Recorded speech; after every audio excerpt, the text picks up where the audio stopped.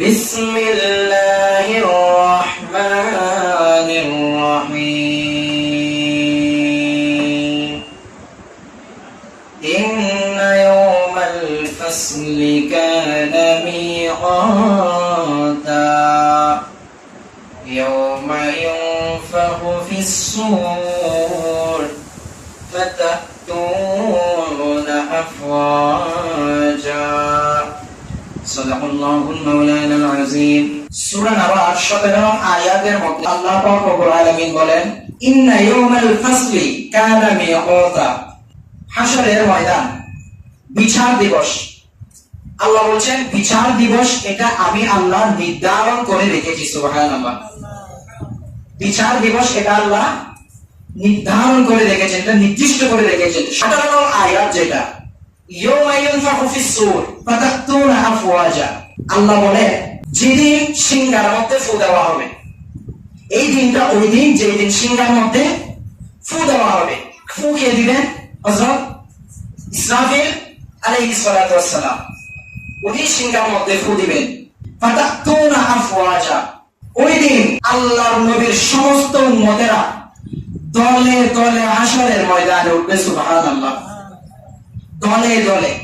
এই আয়াতটা যখন আল্লাহ পাক রব্বুল আলামিন জিবরাইলের মাধ্যমে পাঠালেন আল্লাহ রাসূলের কাছে, এভাবে আল্লাহ রাসূলের সামনে কিছু সাহাবী বসা ছিলেন। তো তখন সেখান থেকে প্রসিদ্ধ একজন সাহাবী হযরত মুআজ ইবনে জাবাল রাদিয়াল্লাহু তাআলা আনহু, হযরত মুআজ ইবনে জাবাল রাদিয়াল্লাহু তাআলা আনহু আল্লাহ রাসূলকে জিজ্ঞাসা করছেন, ক্বালা কুলতু ইয়া রাসূলুল্লাহ, সকলে বলি সাল্লাল্লাহু আলাইহি ওয়াসাল্লাম, আরাআইতা কাওলাল্লাহ ইয়াওমা ইউনফাখু ফিস-সূর ফাতা'তুনা আফওয়াজা। হযরত মুআজ ইবনে জাবাল রাদিয়াল্লাহু তাআলা আনহু বলেন, ইয়া রাসূলুল্লাহ সাল্লাল্লাহু আলাইহি ওয়াসাল্লাম, ইয়া রাসূলুল্লাহ আপনি আমাদেরকে আপনার কাছে আমি আরজ করছি, ইয়া রাসূলুল্লাহ ইয়া হাবিবাল্লাহ, আমি মুআজ ইবনে জাবাল জানতে চাচ্ছি যে ইয়া রাসূলুল্লাহ ইয়াওমা ইউনফাখু ফিস-সূর ফাতা'তুনা আফওয়াজা, এই আয়াতটার মাধ্যমে আল্লাহ যে বলেছেন যেদিন সিংহায় ফু দেওয়া হবে সেদিন ফাতা'তুনা আফওয়াজা, দলে দলে মানুষ হাশরের ময়দানে উঠবে। এই আয়াতের মানে কি? এই আয়াতের তাৎপর্যটা আমি মুআজ ইবনে জাবাল জানতে চাই। সুবহানাল্লাহ। মুআজ ইবনে জাবাল এই আয়াতে ব্যাখ্যা জানতে চাই, দলে দলে উঠবে মানে কি কথাটা উনি এটা জানতে চাচ্ছেন। সাহাবায়ে কেরাম রাদিয়াল্লাহু তাআলা আনহুম আজমাইন, ওনারা তো আল্লাহ রাসূল থেকে প্রশ্ন করতেন, বিনয়ের সহিত প্রশ্ন করতেন, ইয়া রাসূলুল্লাহ আপনার কাছে একটা আরজ, সালাম জানি আপনার কাছে একটা আরজ। তারপরে প্রশ্ন করতেন, বিভিন্ন বিষয়ে প্রশ্ন করতেন ভদ্রতার সহিত। ওই যে আমরা অনেক জায়গায় দেখি খতিব সাহেবের মিম্বার থেকে বয়ান করলে অনেকে মাঝখান থেকে কাজ দেয় বিষয়টা। আল্লাহ রাসূল সাহেবের তো এইভাবে করতেন না। আল্লাহ রাসূল সাহেবের সালামের সহিত তাযীমের সহিত আরজ করতেন, আরজ করে জানতে চাইতেন। এই কথা শুনে রাসূলুল্লাহ সাল্লাল্লাহু আলাইহি ওয়াসাল্লাম قال رسول الله صلى الله عليه وسلم يا معاذ ابن جبل لقد سألت عن أمر عظيم ثم أرسل عينيه بالبكاء والدموع। আল্লাহ রাসূল বলেন, হে মুআজ তুমি আমাকে কি প্রশ্ন করেছো? আল্লাহ রাসূল সাল্লাল্লাহু আলাইহি ওয়াসাল্লাম আর কান্না ধরে রাখতে পারে নাই। আল্লাহ রাসূল সাল্লাল্লাহু আলাইহি ওয়াসাল্লাম সাথে সাথে দুইটি চোখ মুবারক দিয়ে পানি ছেড়ে দিয়ে আল্লাহ রাসূল মুআজ ইবনে জাবালকে বলছে, হে মুআজ এটি কি তুমি আমাকে প্রশ্ন করেছো? কোন বিষয়ে তুমি আমাকে প্রশ্ন করেছো? আল্লাহ রাসূল আর ওনার চোখের পানি আটকায় রাখতে পারেন নাই। সুবহানাল্লাহ। এমন একটা বিষয় মুআজ ইবনে জাবাল প্রশ্ন করেছেন, একটা প্রশ্ন করেছেন, আল্লাহ রাসূলের চোখ মুবারক দিয়ে পানি ঝরে পড়ছে। তো এই কান্নাটা হচ্ছে মূলত কি নিজের জন্য কান্না করেছিলেন? আল্লাহ রাসূল কি নিজের জন্য কান্না করেছিলেন? আপনারা আমরা তো শুনেছি আল্লাহ রাসূল যখন দুনিয়া থেকে বিদায় নিয়ে যাচ্ছেন তখন উম্মতের মায়ায় কেঁদেছিলেন। নিজের জন্য দয়াল নবী একটু কাঁদেন নাই, সদা তিনি কেঁদেছেন উম্মতের মায়ায়, উম্মতের মায়ায়। এখনো কাঁদেন তিনি, এখনো কাঁদেন তিনি, সোনার মদিনা যেজন হবে আপনার সেই তো মদিনা। কারে লাগিয়া কান্দরে মন, কারে লাগিয়া বন্ধ, কেউ তো তোমার আপন হবে না, না, না, যেজন হবে আপনার সেই তো মদিনা। সুবহানাল্লাহ বলেন না? আপনার আমার জন্য আমরা যতটুকু না চিন্তা করছি পরকালের জন্য, তার চাইতে বেশি চিন্তা করছেন কে? আমার আপনার প্রিয় নবী সাল্লাল্লাহু আলাইহি ওয়াসাল্লাম। উনি এই প্রশ্নটা শুনে দলে দলে উঠার প্রশ্নটা শুনে উনি কান্না করছেন। এরপরে বলছেন সুম্মা ক্বালা তাহশুরু আশরাতা আসনাফিন মিন উম্মতি আশতাতা ওয়া মাইয়াযাহুমুল্লাহু তাআলা মিন জামাআতিল মুসলিমিনা ওয়া বাদদালাত সূরাহুম। আল্লাহ রাসূল বলছেন কান্না করে করে, আল্লাহ রাসূল প্রশ্নের উত্তর দিচ্ছেন, এ মুআজ তুমি শোনো, তুমি যে প্রশ্নটা করেছো সূরা নাবাস 18 নং আয়াত, ইয়াউমা ইউনফাখু ফিস-সূর ফাতাতুনা আফওয়াজা, এই আয়াতের মধ্যে আল্লাহ পাক রব্বুল আলামিন যে কথাটি বলেছেন, দলে দলে মানুষ হাসরের ময়দানে উঠবে। ওই দলে দলে উঠবে মানে আমার উম্মতদের মধ্যে, আমার যত উম্মত আছে সমস্ত উম্মতদের মধ্যে 10 ভাগে বিভক্ত হয়ে হাসরের ময়দানে আমার উম্মতেরা উপস্থিত হবে। কয় দল? 10 দল। গত জুমায় বলেছিলাম হাসরের ময়দানে আল্লাহর আরশ আজিমের নিচে ছায়া পাবেন, এরকম কয় শ্রেণীর লোক বলেছিলাম, মনে আছে? ভুলে গেছি। 7 শ্রেণীর লোক আল্লাহর আরশ আজিমের নিচে ছায়া পাবেন, 7 শ্রেণীর লোক। সেই কঠিন পরিস্থিতিতে আল্লাহর আরশ আজিমের নিচে আল্লাহ তাদেরকে ছায়া দিবেন 7টি আমল করলে, 7 শ্রেণীর লোক। তো এই হাদিসের মধ্যে আছে, লম্বা হাদিস, এই হাদিসের মধ্যে আছে 10 শ্রেণীর লোকের কথা। ওটার বিপরীত, ওটা আল্লাহ আরশ আজিমের নিচে ছায়া দিবেন, আল্লাহর রহমত দিবেন, আল্লাহ দয়া করবেন, মায়া করবেন তাদেরকে সেই কঠিন পরিস্থিতিতে। কিন্তু এই হাদিস সম্পূর্ণ এটার বিপরীত। এখানে 10 শ্রেণীর কথা বলা হয়েছে। এই 10 শ্রেণীর মানুষ, তাদের সূরত দুনিয়ায় মানুষ রূপে ছিল, তারা মানব রূপে ছিল, কিন্তু হাসরের দিন তাদের রূপ, তাদের আকৃতি সম্পূর্ণ বদলে যাবে। তারা যে রূপে দুনিয়ায় ছিল, আমরা সকলে মানুষ দুনিয়ায়, এমন কিছু পাপিষ্ঠ লোক হাসরের দিন তাদের রূপ, তাদের আকার আকৃতি সম্পূর্ণ কি হয়ে যাবে? কথা বলেন, সম্পূর্ণ পাল্টে যাবে, সম্পূর্ণ বদলে যাবে। তারা মানুষ রূপে আর থাকবে না, মানুষ আর তারা থাকবে না। কি কাজগুলো তারা করে দুনিয়ার মধ্যে আমরা এটা ইনশাআল্লাহ শুনি। ওইটা আমরা শুনলাম আরশ আজিমের ছায়া কারা পাবে, এটা শুনবো রূপ বদলে যাবে কাদের, তারা এমন কি দুষ্টা করেছে যাদের রূপ আল্লাহ বদলায় ফেলবে। 1 নাম্বার ফামিনহুম মা'আ সূরাতিল কিয়ামah, এক শ্রেণীর লোককে আল্লাহ বানরের রূপ দিবে। এক শ্রেণীর লোককে আল্লাহ কিসের রূপ দিবে? বানরের রূপ। ভালো রূপ কোনটাকে দিবে না, এমন এমন রূপ দিবে যেগুলোকে মানুষ ঘৃণা করে। বানর অভিশাপ প্রাপ্ত এক ধরনের প্রাণী ছিলেন, যদিও বানর আগে আল্লাহ সৃষ্টি করেছেন। আল্লাহ দাউদ নবীর উম্মতকে, কিছু উম্মতকে বানর রূপে বানিয়ে দিয়েছিলেন, শাস্তি দিয়েছিলেন মানুষ রূপ থেকে বানর। তাহলে 1 নাম্বার যারা যে দলটা, তাদেরকে আল্লাহ বানরের রূপ দিবে, বানরের রূপ।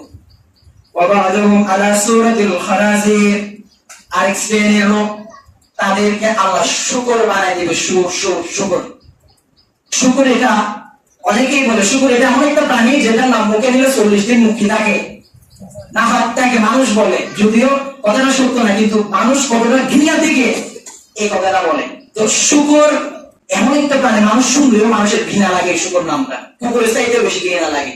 কুকুর তো মানুষ তাও পালে হইলেও, ছোট্ট পাহাড় দেওয়ার জন্য, শুকর তো তাও পালে না। এমন একটা নিকৃষ্ট একটা প্রাণী শুকর। শুকর এমন একটা প্রাণী, কোরআনে ইন্নামা হারামা আলাইকুমুল মাইতাতা ওয়াদ দামা ওয়া লাহমাল খিনজির, আল্লাহ সরাসরি কোরআনে হারাম করেছেন। আর একটা হচ্ছে মাইতাতা, মরা প্রাণী, আরেকটা হচ্ছে রক্ত, মরা প্রাণী রক্ত, আরেকটা হচ্ছে ওয়া লাহমাল খিনজির, শুকরের মাংস। 3টা জিনিস আল্লাহ নিষেধ করেছে।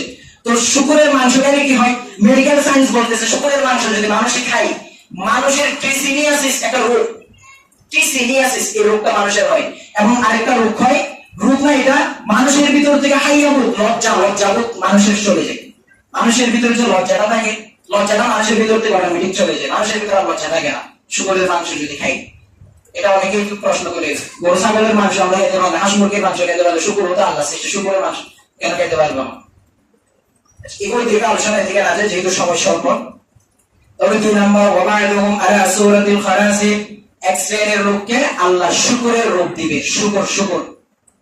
ওয়াবাইদুহুম মুনকিসিনা রুউসাহুম ওয়া আরজুলুহুম আ'লাউহুম ওয়া উজুহুম ইয়াসআবুনা আলাইহা, আরেক শ্রেণীর লোক আল্লাহ হাসরের ময়দানে তুলবেন, যাদের মাথা থাকবে নিচে, মাথা থাকবে কোন দিকে? পা থাকবে উপরে, তাদের চেহারাগুলো বিকৃত হয়ে যাবে, খুব বিশ্রী রূপ নেবে তাদের চেহারাগুলো। এরপরে ওয়াবাইদুহুম আমইয়া ইয়াতারাদ্দুনা, 4 নাম্বার হচ্ছে আরেক শ্রেণীর লোক যারা অন্ধ হয়ে যাবে, যারা অন্ধ হয়ে হাসরের ময়দানে উঠবে।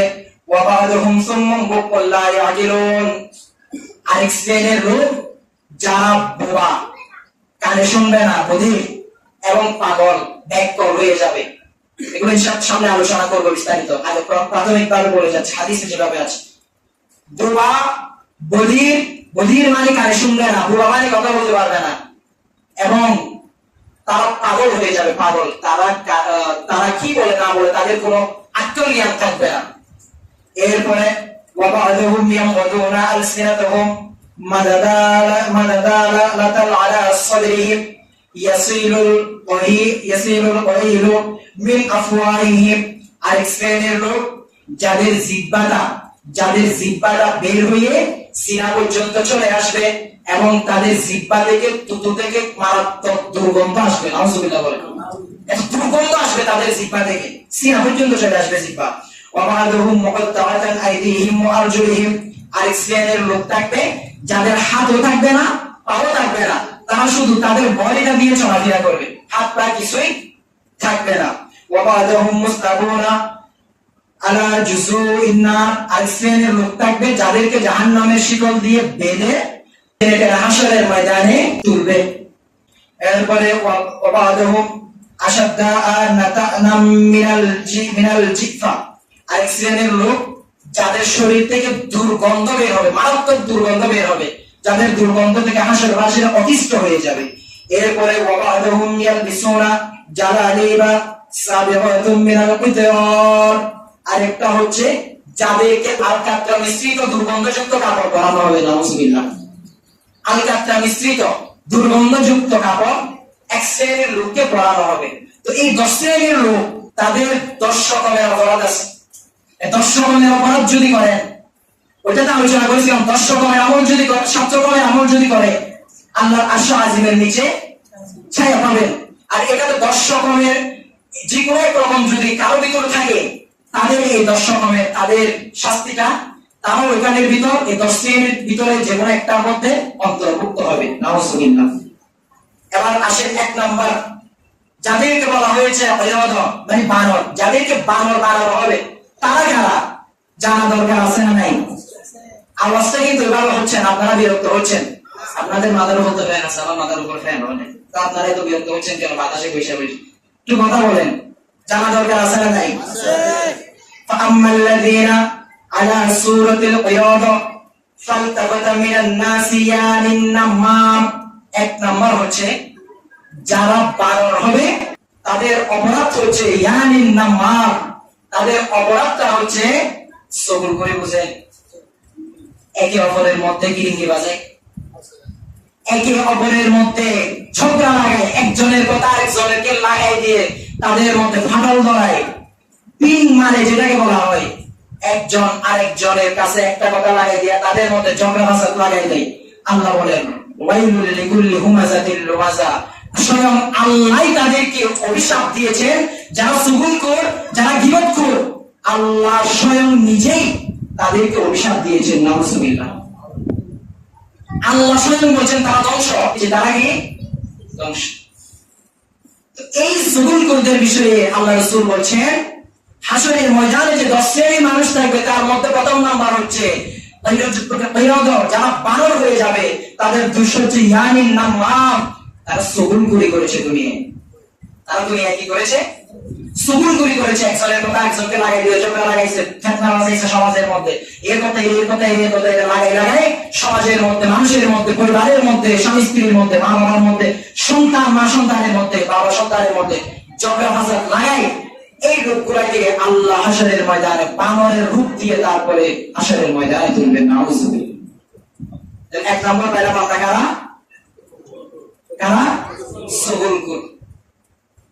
এরপরে দুই নম্বর হচ্ছে ওয়া আম্মাল্লাযীনা আলা সূরাতিল খানাযির ফাআহলা সাহতি ওয়াল খারাবি ওয়াল মাকাজ। দুই নম্বর হচ্ছে যাদেরকে খানজির বানানো হবে, মানে শুকর, যাদেরকে শুকর বানিয়ে ফেলা হবে, তারা হচ্ছে যারা হারাম পথে উপার্জন করে, যারা হারাম পথে উপার্জন করে, হারাম উপায়ে উপার্জন করে। হারাম পথ তো বিভিন্ন রকম থাকতে পারে, সুদ বলেন, ঘুষ বলেন, চুরি বলেন, ডাকাতি বলেন, খুন বলেন, রাহাজানি বলেন, চুরি বলেন, ডাকাতি বলেন, ফকেতার বলেন, বিভিন্ন রকমের হারাম পন্থা আছে, হারাম কাজ, বিভিন্ন রকমের হারাম কাজ আছে। আপনার কাছে একজন গেছে একটা কাজ করার জন্য, আপনি অফিসের অফিসার, কারণ আপনার ওই ব্যক্তি ফাইটাও বলে না, টেবিলের নিচ দিয়ে যদি বান্ধেন না আগে ফাইটার কি হয় না, নিচ থেকে ওটার উপরে উঠে একটা নিচেই পড়ে থাকে। তাহলে এই হারাম পথ, এই হারাম উপার্জনের জন্য আল্লাহ হাশরের ময়দানে তাকে কি বানাবে? শুকর, জাহান্নামের শুকর মানে আল্লাহ হাশরের ময়দানে তুলবেন। নাউযুবিল্লাহ। দুই নম্বর গেল। তিন নম্বর ওয়া আম্মাল মান কাসুরা রুউসাহুম ওয়া উজুহাহুম ফাআকালাতুর রিবা। তিন নম্বর হচ্ছে যাদেরকে আল্লাহ মাথা নিচে পা উপরে তাদের চেহারাটা বিকৃত করে ফেলবে।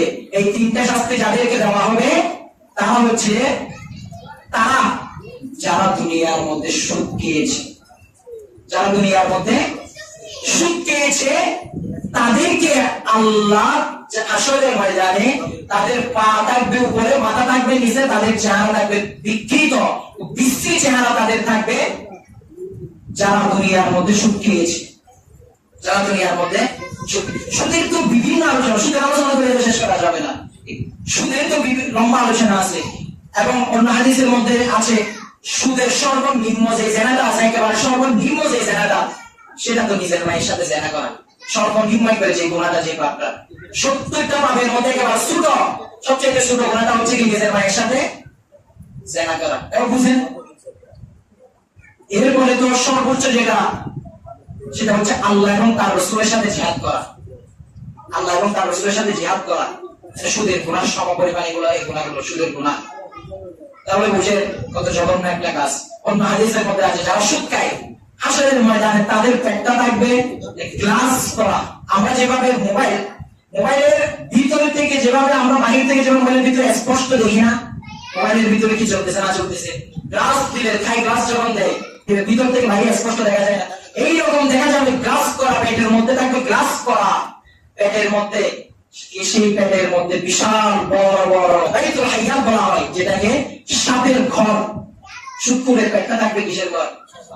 সাপের ঘর, বিশাল বড় বড় সাপের ঘর। সেই পেটের মধ্যে সাপ থাকবে, এটা বাহির থেকে একেবারে স্পষ্ট দেখা যাবে হাশরের দিন তাদের পেটের মধ্যে বড় বড় সাপগুলা। তাহলে এবং হাশরের ময়দানে তাদের আরেকটা যে শাস্তিটা থাকবে, বিভিন্ন হাদিসে তো বিভিন্ন রকমের শাস্তি, তাদের যে শাস্তিটা, তাদের মাথা থাকবে নিচে, পা থাকবে উপরে, তাদের চেহারা থাকবে খুব বিশ্রী অবস্থায়। এরপরে 4 নম্বর ওয়াল আ'মা মান ইয়াজুরু ফিল হুকমি, যাদেরকে অন্ধ বানিয়ে ফেলবে আল্লাহ। এমন এক শ্রেণীর লোক যাদেরকে আল্লাহ অন্ধ বানিয়ে ফেলবে, অন্ধ বানিয়ে হাশরের ময়দানে তুলবে। তারা কারা? যারা দুনিয়ার মধ্যে অন্যায় বিচার করেছে, দুনিয়ার মধ্যে যারা অন্যায় বিচার করেছে। আপনার কাছে বিচারের অধিকার আছে, বিচারের ক্ষমতা আছে, আপনি টাকা থেকে বিচার করেছেন কিভাবে? উল্টা বিচার করেছেন কি? যার থেকে টাকা খাইছেন তার বিচার উল্টা হয়ে গেছে, তো বিচার এই বিচার করেন নাই। এই বিচার না করার কারণে হাশরের ময়দানে ওই ব্যক্তি যে ন্যায় বিচার করে নাই তাকে আল্লাহ অন্ধ বানাই ফেলবেন। নাউযুবিল্লাহ।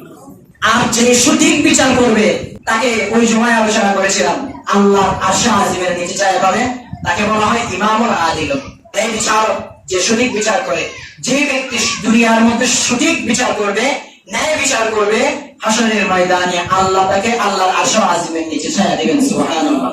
আর যারা অন্যায় বিচার করবে, অন্যায় বিচার করবে, জুলুম করবে, মানুষের উপর অন্যায় বিচার করবে, তাদেরকে আল্লাহ হাসরের ময়দানে অন্ধ বানাই ফেলবে। কি বানাই ফেলবে? অন্ধ। তারা চোখে দেখবে না, অন্ধ হয়ে যাবে। এরপরে 5 নম্বর, সুম্মুম বুকমুল লাযীনা ইয়াজাবুনা বিআমালিহিম। আরেক শ্রেণীর লোক যারা পাগল, কানে শুনে না, বধির, বোবা, কথা বলতে পারে না। এই তিনটা শাস্তি এক শ্রেণীর লোকের মধ্যে থাকবে। তারা হচ্ছে যারা গুনাহ করে এবং সেই গুনার উপর আবার অহংকার করে। বুঝতে পারছেন কথা? গুনাহ করে, গুনার উপর আবার কি করে? অহংকার করে। কিরকম? বিভিন্ন বাচ্চারি করে, বিভিন্ন রকমের দুনিয়ার সালিয়াতি সবগুলা করে আবার করে বেড়া, দেখছস আমার ক্ষমতা, হ্যাঁ এটা করছি, এটা করছি, দেখছস ক্ষমতা। এটা তো ক্ষমতার মানে গুনাহ করে, আবার গুনাহ করে সেটার উপরে, সেই গুনার উপরে বাহাদুরিও করে, অহংকারও করে। জেনা করেছে, দর্শন করে আবার এসে বলে এই পর্যন্ত যতগুলা মেয়ের সাথে আমি জেনা করছি, কয়জনে করছে, বেটা করে বেশি গেছে। এভাবে বলে, অহংকার করে বলে এটা করছি, এটা করছি, কি করতে পারছো? হ্যাঁ, সেটার গুনাহ করে আবার সেটার উপর বাহাদুরি করে, অহংকার করে। আল্লাহ বলে তাদেরকে হাসরের ময়দানে তারা বধির হয়ে যাবে, তারা কানে শুনবে না, তারা মুখে কথা বলতে পারবে না, তারা পাগল হয়ে যাবে, তারা ব্যাখ্যাও থাকবে, তাদের কোনো আকল জ্ঞান থাকবে না। যারা গুনাহ করে, পাপ করে, সেটার উপর আবার অহংকারও করে। এরপরে 6 নম্বর, ওয়াল্লাযীনা ইয়ামগুদুনা আলসিনাতাহুম ওয়াল উলামা ওয়াল কিসাস। আরেক শ্রেণীর লোক যাদের জিহ্বাটা বের হয়ে সিনা পর্যন্ত চলে আসবে, তাদের জিহ্বা থেকে এমন দুর্গন্ধ বের হবে, হাসরবাসীরা অতিষ্ঠ হয়ে পড়বে, হাসরবাসীরা সেখানে টিকতে পারবে না। তারা কারা? তারা হচ্ছে যারা ওয়াল উলামা ওয়াল আলসিনাতাহুম ওয়াল উলামা ওয়াল কিসাস, যারা মিম্বারে বসে বসে, যারা মাহফিলের মঞ্চে বসে, কোরআন হাদিসের মঞ্চে বসে যারা নাট্য কারখানা বানাইছে, এই মিম্বারকে, যারা কোরআন হাদিসের মঞ্চকে নাট্য কারখানা, কৌতুক কাহিনীর কারখানা বানাইছে, তাদের জিহ্বা থেকে, তাদের জিহ্বাটা সিনা পর্যন্ত বের হয়ে তাদের জিহ্বা থেকে দুর্গন্ধ বের হবে না। যারা বানিয়ে বানিয়ে কিচ্ছা কাহিনী বলে, যারা বানিয়ে বানিয়ে কোরআন হাদিসের নামে যারা বানিয়ে বানিয়ে কি বলে? কিচ্ছা কাহিনী বলে। আর কিচ্ছা কাহিনী তো কোরআন শরীফেও আছে, আপনি দেখেন না, অনেকগুলো কিচ্ছা কাহিনী বলে ইসরায়েলের, অনেক লম্বা লম্বা কিচ্ছা কাহিনী আছে। তো এগুলো বলে না সত্য কাহিনী, এগুলো তো সত্য কাহিনী, এগুলো থেকে মানুষ শিখবে, সত্য কাহিনী আছে। সূরা বাকারার মধ্যে শুরুর দিকে তো হযরত মুসা আলাইহিস সালামের উম্মতের লম্বা আলোচনা আছে, ইতিহাস লম্বা আলোচনা আছে। এগুলো শিখলে, এগুলো আলোচনা করলে তো মানুষ অনেক কিছু শিখতে পারে। মুসা নবী, বনি ইসরাইল যারা ছিল, মুসা নবীর উম্মত যারা, তারা যে মুসা নবীর সাথে গাওয়ানি করছিল, এই লম্বা লম্বা কিচ্ছাগুলো আছে। তো এগুলো সত্য কাহিনী, কোরআনের কাহিনী, এগুলো বলা যায়। তো বিভিন্ন সূরার মধ্যে বিভিন্ন কাহিনী আছে। তো আসহাবে কাহফ পুরাটা কিচ্ছা কাহিনী না? আসহাবে কাহফের ঘটনা সূরা কাহফের মধ্যে, এটা তো একটা কিচ্ছা কাহিনী, আসহাবে কাহফের ঘটনা, সে গুহাবাসী। তো এই কিচ্ছা কাহিনীগুলো তো এগুলো বলা যায়, এগুলো শিক্ষার বিষয়। তো এগুলো বলা যায় না, কিন্তু বানিয়ে বানিয়ে কতগুলো কিচ্ছা কাহিনী বলা আছে না? নাই, অনেকগুলো আছে। এরকম সত্যগুলো বলেন, কোরআন হাদিস থেকে সত্যগুলো বলেন।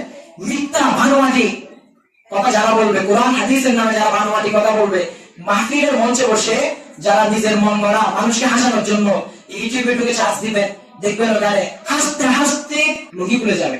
থাম্বনেল দিছে কি, ইউটিউবে থাম্বনেল দিছে কি, হাসতে হাসতে লুঙ্গি খুলে যাবে। এমন বয়ান, এমন হাসির বয়ান, থাম্বনেল দিছে, এগুলো বড় বয়ান। হাসতে হাসতে বড় লুঙ্গি খুলে যাবে, হাসতে হাসতে কাপড় খুলে যাবে, হাসতে হাসতে কাপড় নষ্ট হয়ে যাবে। এগুলা বয়ান। কোরআন হাদিস হাসার জায়গায় হাসা, কাপড় পরার মতো হাসি তো কোরআন হাদিসের কোনো জায়গায় নাই। কান্না আছে, ফালিয়াদহাকু কালিলাও ওয়ালনাবিকু কাসীরা, কম কম হাসো, বেশি বেশি কাঁদো, আল্লাহ কোরআনে বলছে। তো মিম্বার, কোরআন হাদিসের মঞ্চ, এগুলো কান্নার জায়গা, এগুলো হাসি, এগুলো ঠাট্টা জায়গা না। অনেক মানুষ আছে যারা আরে হুজুরকে বেশি হাসিতে পারতো, এত মজা দেয় শ্রোতাদেরকে, বেশি মজা দেয় শ্রোতাদেরকে, ডিমান্ডও বেশি আবার হুজুরদের, লক্ষ লক্ষ টাকা দিয়ে আনেও তাদেরকে দেখবেন বেশি হাসিতে পারে, বেশি মজা লাগে। কোরআন হাদিস তো কিছুই নেই, বেশি হাসাইতে পারে হুজুরটা, বেশি মজা দেয় শ্রোতাদের। এই শ্রোতাদের থেকে ওই শ্রোতারা ওই রকম আর কি, যারা প্রকৃত যারা যারা কোরআন হাদিসের কথা বলে তাদেরকে তারা তো কারণ হাসাইতে পারে না, তো তারা তো কোরআন হাদিসের কথা বলে মানুষকে নাচায় না, তো যারা নাচায় তারাই বালা। তো তাদেরকে যারা কোরআন হাদিসের মঞ্চে বানিয়ে বানিয়ে কথা বলে মানুষকে ঠাট্টার জায়গা বানাইছে কোরআন হাদিসের মঞ্চকে, তাদের জিহ্বাটা আল্লাহ হাশরের ময়দানে বের করে ফেলবেন এবং তাদের জিহ্বা থেকে দুর্গন্ধ বের হবে না। অবশ্যই। এরপরে والمقطعات أيديهم وأرجلهم الذين يؤذون الجيران, আরেক শ্রেণীর লোক যাদের হাতও নাই তাদের পাও নাই, হাত পা কিছুই নেই, তারা শুধু তাদের বডি দিয়ে চলে, তাদের শুধু বডি দিয়ে তারা চলে। তো তাদের অপরাধটা কি? তাদের অপরাধ হচ্ছে আল্লাযীনা ইউযুনাল জিরান, তারা তাদের প্রতিবেশীকে কষ্ট দিয়েছে, তাদের প্রতিবেশীকে কষ্ট দিয়েছে। প্রতিবেশী আমরা মনে করি না প্রতিবেশী এটা কি, কিন্তু কোনো না কোনো প্রতিবেশীর অনেক হক আছে, বুঝেন? প্রতিবেশীকে যদি কষ্ট দেয় হাসরের ময়দান এটার জন্য আলাদা শাস্তি আল্লাহ রেখেছে। তার মানে এটা ছোটখাটো কোনো বিষয়, এটা কি বুঝতেছেন? ছোটখাটো কোনো বিষয়, ছোটখাটো কোনো বিষয় নেই, এটা কঠিন বিষয়, এটা অনেক বড় একটা বিষয়। কিন্তু প্রতিবেশীর হক, এটা প্রতিবেশীর হক সম্পর্কে অনেক রকম হাদিস আছে, অনেক রকম আলোচনা আছে। শুধু প্রতিবেশীর হক সম্পর্কে যেভাবে মা বাবার হক রয়েছে, যেভাবে স্বামী স্ত্রীর হক রয়েছে, সেভাবে প্রতিবেশীর হক রয়েছে। আমরা শুধু মা বাবার হক নিয়ে আলোচনা করি বেশিরভাগ, কোন রকম স্বামী স্ত্রীর হক নিয়ে আলোচনা, প্রতিবেশীর হক নিয়ে খুব কমই আলোচনা করা হয়। প্রতিবেশীর হক আছে। তো বুঝেন, প্রতিবেশীকে যদি কষ্ট দেয়, যে কোনো রকমের কষ্ট, যে কোনো রকমের কষ্ট, আপনি আপনার ফসা জিনিসগুলো বানাইছেন আপনি প্রতিবেশীর ঘরের সামনে, সেই ফসা জিনিসের গন্ধ সে টিকতে পারতেছে না, সে কষ্ট পাইতেছে, বাদ খেতে পারতেছে না, ঘুমাইতে পারতেছে না, সে কষ্ট পাইতেছে। এটার জন্য আপনার জবাবদিহিতা আছে হাসরের ময়দানে। আপনি ঘরে সাউন্ড বক্স বাজাইতেছেন আপনার প্রতিবেশীর দিকে ফিরে দিয়ে, তার ঘুম, তার নামাজ কালাম কোরআন তেলাওয়াত যা কিছু আছে কোথায়, তার সবকিছুতে ডিস্টার্ব হচ্ছে, তার কষ্ট হচ্ছে। যে কোনো রকমের কষ্ট প্রতিবেশীর, যেই কোনো রকমের কষ্ট, প্রতিবেশীর রাস্তা বন্ধ করে দেওয়া, প্রতিবেশীকে যেই কোনো রকমের কষ্ট দেওয়া, এটা আল্লাহ বলেন হাসরের ময়দানে তাদের হাতও থাকবে না, পাও থাকবে না যারা প্রতিবেশীকে কষ্ট দেয়। তারা শুধু নিজেদের বডি দিয়ে হাসরের ময়দানে এভাবে নিজেদের বডি ছাড়িয়ে ছাড়িয়ে হাসরের ময়দানে উঠবে।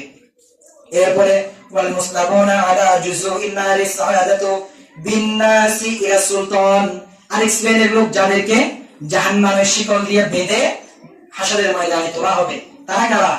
তারা হচ্ছে যারা দুনিয়ায় থাকতে ইলা সুলতান, নেতাদের পিছনে ঘুরেছে নামাজ কালাম বাদ দিয়ে, যারা নামাজ কালাম বাদ দিয়ে নেতার পিছনে ঘুরেছে, তাদেরকে আল্লাহ হাসরের ময়দানে জাহান্নামের শিকল দিয়ে বেঁধে তারপরে কোথায় তুলবে? হাসরের ময়দানে তুলবে। আপনি তো নামাজ কালাম নাই, গেছেন তো নেতার পিছনে বিভিন্ন কারণে বা মিছিলে বা বিভিন্ন কারণে গেছেন, আপনার নামাজ গেল, কালাম গেল, সবকিছু গেল, গেল জোহরের নামাজ, আসরের নামাজ গেল, মাগরিব গেল, সবকিছু গেল আপনার। সব যাওয়ার পরে আপনার কিছুই নেই। আল্লাহ রাসূল বলেন ইদা মুদিহাল ফাসিকু ওয়াদিবা রাব্বু তাআলা ওয়া ইহতাযালাহুল আরশ, হযরত আনাস ইবনে মালিক রাদিয়াল্লাহু তাআলা থেকে বর্ণিত হাদিসটা। আল্লাহ রাসূল বলেন ইদা মুদিহাল ফাসিকু, যখন কোন ফাসিকের প্রশংসা করা হয়, ওয়াদিবা রাব্বু তাআলা, তখন আল্লাহর আরশ কেঁপে ওঠে, ওয়া ইহতাযালাহুল আরশ, তখন আল্লাহর আরশ কি হয়ে যায়? আল্লাহর আগে আল্লাহর আরশ পর্যন্ত কাঁপে। তো মিছিলে যান, নামাজও পড়েন, মিছিলেও যান, নামাজও পড়েন, নামাজের টাইমে কি করেন? নামাজ পড়েন। নেতার সঠিক বৈশিষ্ট্যগুলো তুলে ধরে, নেতার সঠিক বৈশিষ্ট্যগুলো তুলে ধরে। এটা বিপরীত কথাগুলো বলা যাবে না। তো বিপরীত কথাগুলো বলে যে ইজামুদি হালফাসিক বদিবা রব্বু তাআলা ওয়া ইহতাযালাহুল আরশ, আল্লাহর রাগে আল্লাহর আরশ কাঁপবে। এটা আমরা দেখি না আগে। সঠিক যেটা এগুলো আমরা তুলে ধরবো, মিথ্যা ভাঙামাটি কিছু না, বাড়িয়ে কিছু না, যেগুলো সঠিক সেটাই আমরা কি করবো? তুলে ধরবো। এরপরে তারপর আবার বলেন না হুজুরে রাজনৈতিক বক্তব্য দিতেছে, আমি রাজনৈতিক বক্তব্য কোরআন থেকে দিতেছি, সরাসরি হাদিস থেকে, সরাসরি হাদিস থেকে বলতেছি। এগুলো করেন তবে ইসলামের মধ্যে থেকে করেন। রাজনীতি ইসলাম থেকেই তো আসছে, রাজনীতি নাকি ইসলামের মধ্যে থেকেই করেন। এরপরে ওয়াল্লাযীনা আশাদ্দা আনাতাম মিনাল জিফি আল্লাযীনা ইয়াতামাত্তাউনা বিশ-শাহাওয়াত, এক শ্রেণীর লোক যাদের থেকে মারাত্মক দুর্গন্ধ বের হবে যাদের শরীর থেকে। তারা কারা? তারা হচ্ছে যারা জিনা করেছে দুনিয়ায়, যারা দুনিয়ায় কি করেছে? জিনা, ব্যভিচার করেছে, ব্যভিচার করেছে, জিনা করেছে, তাদেরকে আল্লাহ হাসরের ময়দানে এমন ভাবে রাখবেন তাদের শরীর থেকে জঘন্য দুর্গন্ধ বের হবে। তো জিনা থেকে তো বাঁচার উপায় আছে, যদিও বর্তমান সময়ে জিনা সহজ। কেন সহজ? বিয়ে ঘটে, যেখানে বিয়ে ঘটে সেখানে জিনা কি সহজ, যেখানে বিয়ে সহজ সেখানে জিনা করা কি কঠিন। তো বিয়ে করতে না পারলে জিনা করবে না, এবং বয়সের বিয়ে বয়সে গিয়ে যদি বিয়ে করতে না পারে, পরিবারের সাথে যদি থাকতে না পারে, পরিবার যদি না পারে, কারণ মানুষের শাহওয়াত আছে, মানুষ যে কারণগুলোর যে অঙ্গ প্রত্যঙ্গের কারণে গুনাহ করে, এইরকম তিনটা জিনিস, কয়টা জিনিস? তিনটা জিনিসের কারণে দ্বারা মানুষ পাপ করে। এক নাম্বার, এগুলো আমরা আলোচনা সময় কম সংক্ষেপে বলছি। এক নাম্বার তাদের জবান।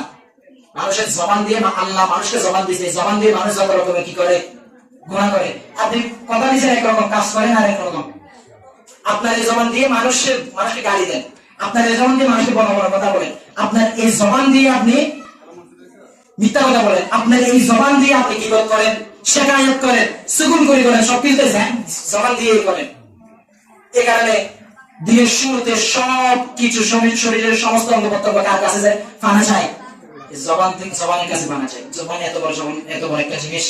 এক নম্বর হলো জবান, জবান দিয়ে মানুষ পাপ করে। এই কারণে জবানের হেফাজত করা আল্লাহ রাসূল বলেছেন তার জন্য জান্নাতের জিম্মাদারি আমার। এরপরে 2 নম্বর তাদের ক্ষুধা। মানুষের কি ক্ষুধা আছে? মানুষের যেগুলো ফেরেশতাদের নেই, ফেরেশতাদের ক্ষুধা আছে, ফেরেশতারা পাপ করবে না। মানুষের ক্ষুধা আছে, মানুষ ক্ষুধার জ্বালায় যত রকমের কি করে? পাপ কাজ করে। একমাত্র ক্ষুধার জ্বালায়, পেটের জ্বালায়। মানুষ তো সবকিছু পেটের জ্বালাই করে। সরকারি চাকরি থেকে শুরু করে মেথর গিয়ে পর্যন্ত সবকিছু কি জন্য করে? ক্ষুধার জ্বালায়, পেটের জ্বালায়। তো মানুষ এই পেটের জ্বালায় কিন্তু গুনাহও করে আবার। তাহলে দুইটা গেল, জবান, পেট, ক্ষুধা। আরেকটা হচ্ছে শাহওয়াত, মানুষের শারীরিক চাহিদা। আল্লাহ মানুষের ভিতরে শারীরিক চাহিদা দিয়েছে, যেটা ফেরেশতাদের ভিতরে দেয় নাই। আল্লাহ মানুষের ভিতরে, আল্লাহ ফেরেশতাদেরকে এটাই চ্যালেঞ্জ করেছে, আমি মানুষের ভিতরে যেটা দিয়েছি সেটা তোমাদের ভিতরে দিই, এই কারণে তোমরা পাপ করো না, কিন্তু আমি মানুষের ভিতরে দিছি। তো মানুষের যেহেতু শাহওয়াত আছে, মানুষের একটা শারীরিক চাহিদা আছে, তাহলে মানুষের শারীরিক চাহিদা এটা মেটানোর উপায় রাখতে হবে। যদি উপায় না থাকে তখনই গিয়ে মানুষ কি করে? জেনায় লিপ্ত হয়ে যায়, বেবিচারে লিপ্ত হয়ে যায়। তাহলে তাদের শরীর থেকে দুর্গন্ধ বের হবে। এরপরে ওয়াল্লাযাতি ইয়ামনাউনা আল্লাহু তাআলা মিন আমওয়ালিহিম আল্লাযীনা ইয়ালবাসুনা জালালিবা ফাআখিরুল কাবাইর ওয়াল ফখরি ওয়াল খায়মান। শেষ নম্বর যেটা, সেটা হচ্ছে আল কাতরা, মিশ্রিত কাপড়, দুর্গন্ধযুক্ত কাপড় যাদেরকে পরানো হবে, তারা হচ্ছে যারা ইসলামিক লেবাস বিরোধী অন্য লেবাস পরে যারা অহংকার করে, যারা ইসলাম বিরোধী কাপড় পরে আবার এটার উপর কি করে? অহংকার করে। এই যে বিভিন্ন শহরে বা টাউনের দিকে গেলে দেখবেন বিভিন্ন রকমের ডিজাইন করা মহিলা, বিশেষ করে মহিলারা বিভিন্ন ডিজাইন করা কাপড় পরে, এটা ফ্যাশন। তো এটার উপর এই কাপড়টা পরতেছে, এটার উপর আবার অহংকার করে, এটা ডিজাইন, এটা এবছরের ডিজাইন, এটা অহংকার করে, শর্ট কাপড় পরে বিভিন্ন ইয়া করে। আপনারা হয়তো গ্রামের দিকে আছেন, এদিকে কম চলে আর কি, চলেই না হিসেবে। তো যারা টাউনে আছেন তারা তো দেখেন এটার উপর তারা কি করে? অহংকার করে। তাদেরকে হাসর ময়দান আল কাতরা, মিশ্রিত দুর্গন্ধযুক্ত কাপড় পরানো হবে। ছেলে হোক, মেয়ে হোক, নারী পুরুষ, যে কেউ ইসলাম বিরোধী কাপড় পরে আবার এটার উপর কি করে? অহংকার করে। আল্লাহ তাদেরকে আল কাতরা, মিশ্রিত দুর্গন্ধযুক্ত কাপড় আল্লাহ তাদেরকে পরাবেন, নাউযুবিল্লাহ। আল্লাহ পাক রব্বুল আলামিন আমাদেরকে কোরআন হাদিস অনুযায়ী আমল করার সেই তৌফিক দান করুক, আমিন। ওয়া আলহামদুলিল্লাহি রাব্বিল আলামিন।